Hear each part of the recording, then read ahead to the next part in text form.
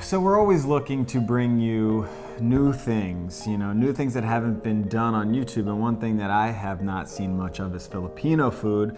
So when I got an email from my friend Norman, my now friend Norman, saying that he was Filipino and he cooks a lot of Filipino food, I hopped on the opportunity. And now I'm here in his kitchen learning how to cook Filipino food. Right. So tell me a little bit about your experience with Filipino food. Yeah, so my mother grew up in the Philippines, in Makati. She grew up in the restaurant business. Her parents owned a restaurant and she worked in it since she was, I think, 8 years old. Wow. And so naturally she grew up cooking Filipino food, became an expert at it. And that's what I ate growing up, is Filipino food. So, once I graduated from college and moved away, became a big boy, I no longer had her to cook me Filipino food, so I had to learn it in order to eat it. I feel like that's how it goes for a lot of immigrants to the US. You grow up eating something delicious, you kind of go away, you lose it, and you're like, wait a minute.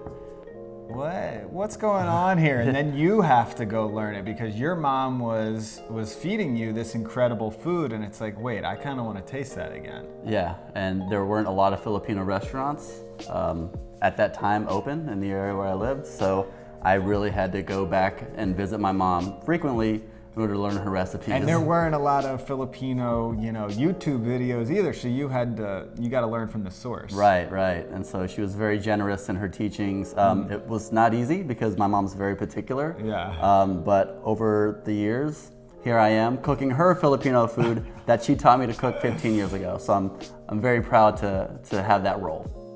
And what is it about Filipino food that you miss so much from childhood that made you, want to learn it again? I think the feeling that you've eaten a lot, but are satisfied with that because it tasted so good and every bite was better than the last. And then once the dish is gone, you're full and you're satisfied of the flavor that you had. And so there's like an addictive quality to it, Absolutely. which I'm starting to realize, which is perfect for the dish we're cooking because, AKA crack beef, you can call it. What are we cooking today? So today we're cooking a Filipino breakfast dish called Tapsilog. So Tapsilog has 3 components.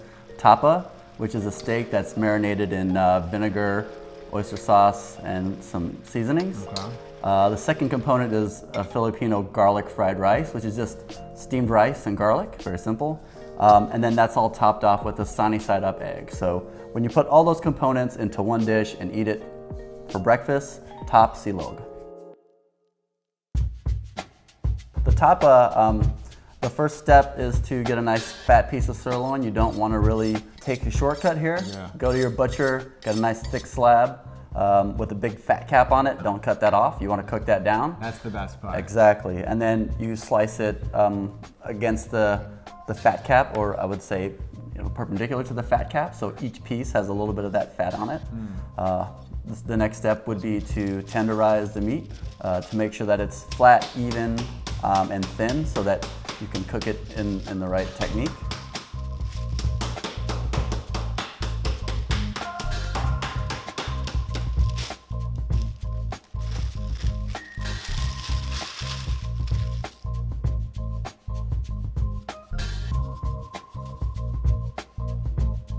You'll then season the meat with salt, pepper, and sugar. Get that nice and coated evenly. Add the garlic, oyster sauce, and vinegar, and just make sure everything's coated. It shouldn't be swimming in the marinade. It should be just coated. Something unique about the way you chop that garlic is you almost treated it like it's a vegetable. It's not some, aromatic. It's not some flavoring. It's like chunky garlic. Yes. You want to make sure that when that you bite into a piece of garlic, you're tasting garlic. It isn't. It's part of that. Yeah. I love that because it's like people are so scared. It's a delicious garlic, you know. Like Filipinos, it's clear that they're not scared to use that stuff. No. So you chopped up a bunch, which you're going to use half for the tapa, and then you're going to use half for the rice. Right. So a full bulb of garlic for 2 dudes eating breakfast. When anyone ever tells you that, like, hold off on the garlic, just remember this dish requires a full bulb of garlic. Absolutely. So this is called the smell test. Now the oyster sauce should be battling the vinegar for your nostrils. Yeah, it's right there. Good ratio. Yeah, perfect. Let that marinate for about 30 minutes. Once you're done marinating, you got to get the wok ready with canola oil and make sure you get that heated up properly to high temperature. Because once you drop the meat in, of course, the pan temperature is going to drop, but you want to bring it back up really fast so that all that juice releases, the vinegar releases, and then you've got a braise going on in the wok.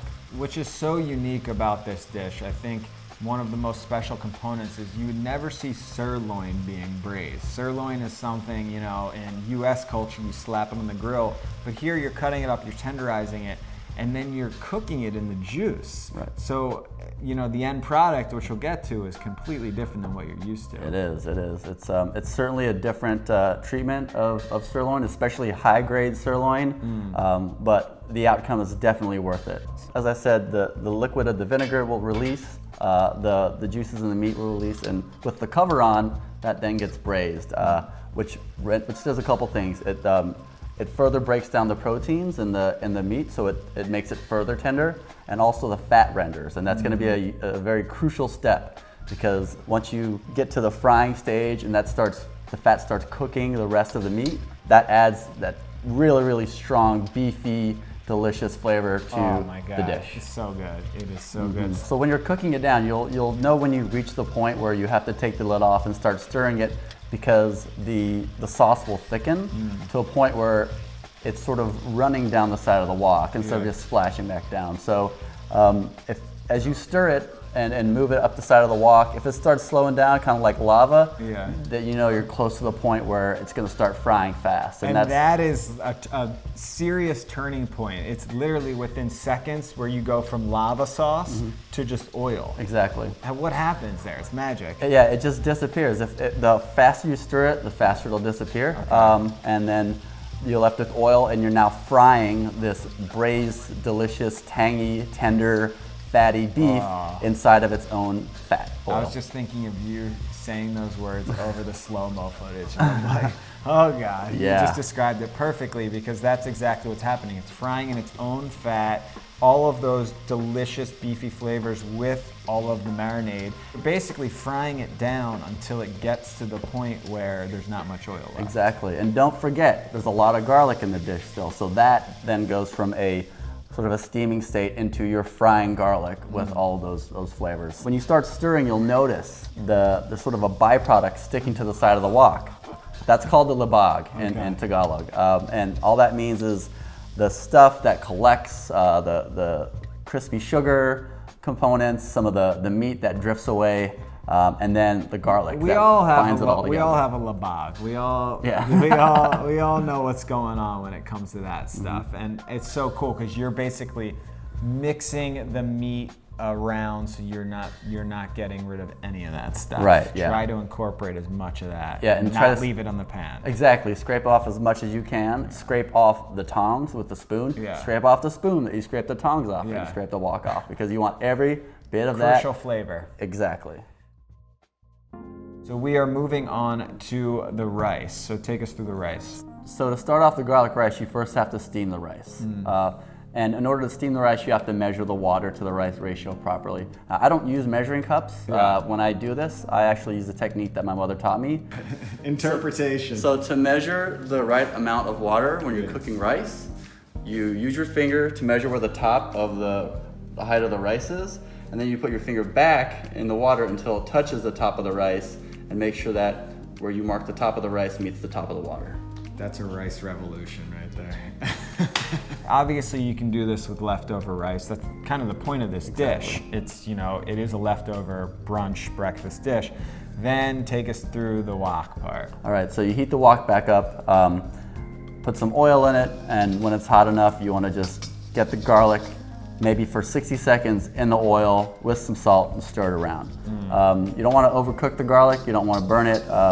You just want to make sure it's nice and infused into the oil and the salt, because once you dump the steamed rice in, you're going to mix it around, and it's really just about getting that infused oil all over and into the rice. That's a beautiful technique, because your rice is completely plain. You're not like dumping in a bunch of soy sauce, overdoing it. But the perfume of the garlic and the salt in the garlic, that's all you need. It really is incredible, and that seems to be a huge Filipino dish, Yes, the garlic absolutely. rice. Yeah, it's very versatile, universal. You could eat it for lunch, for dinner. It's just, it's just plain rice with a delicious garlic-infused oil. Love it. And then you can't forget, this is the one thing that really makes it a real brunch is Yes. some fried eggs. Exactly. Just put an egg on it.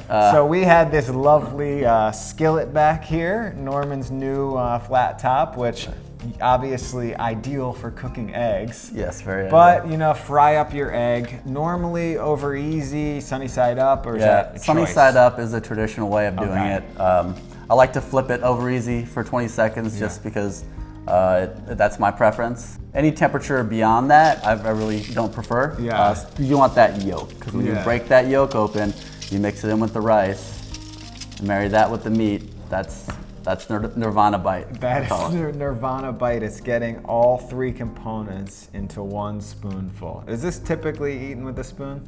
Yes. Yes. I feel like spoon is the perfect vessel to eat this type of dish. In richer Filipino culture, you could use your hands to eat it, but yeah, that's always hands first. Yes, hands exactly. first if you can, if it's appropriate. Yeah.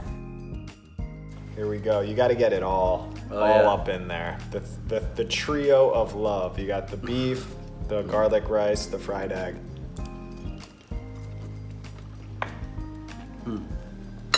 That's brunch right there. Mm-hmm. That's what you eat in the morning? Yeah. Wow. Brunch, 7 a.m. But you could eat Doesn't that matter. anytime. Absolutely. That Now would is be a really killer. good time to eat That it. was a really good time. After cooking it and waiting this long, we deserve that bite. Oh, wow.